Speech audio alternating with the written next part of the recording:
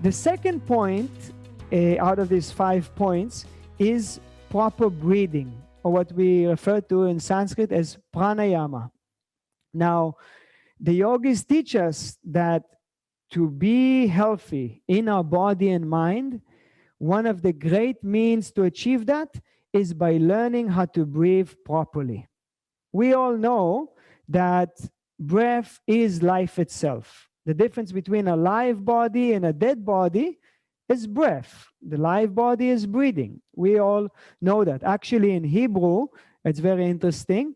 The word for breath is neshima, and the word for soul is neshama. So they're very, very close, breath and soul. And actually, it's in several languages. You can see the connection between breath and the spirit or soul. And we all know that our life is dependent on breathing. But what the yogis point out to us, which is very interesting, is how much that the quality of our life is dependent on the way that we breathe.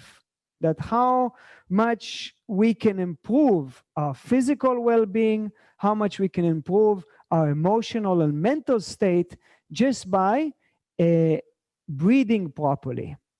Thich Nhat Hanh, the great Buddhist teacher, shares very beautifully that to breathe consciously, to take a deep breath, is one of the 2 most important things for achieving enlightenment.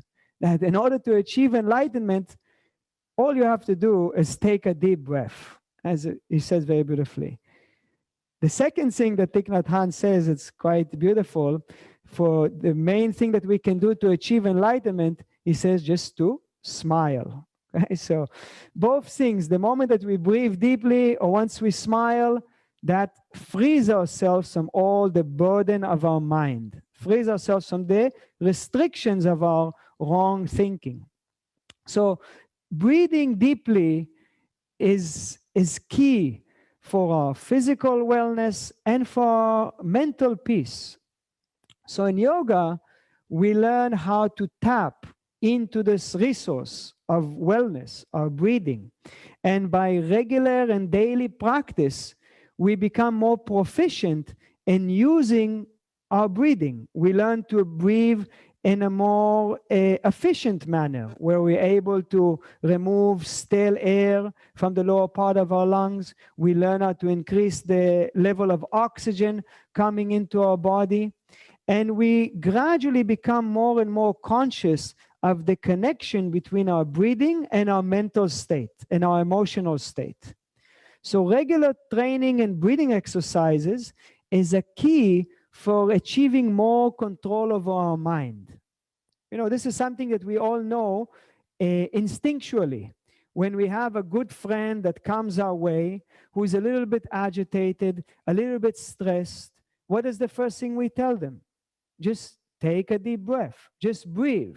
We don't necessarily know anything about pranayama, anything about yoga, but we know instinctually, if somebody is agitated, just breathe, and then you will calm down. So the yogis say, don't wait to be agitated to start breathing. Breathe deeply regularly, and you will maintain great equilibrium. You will maintain great peace of mind. You will have wonderful vitality by regular breathing exercises. So this is the second point for wellness, proper breathing.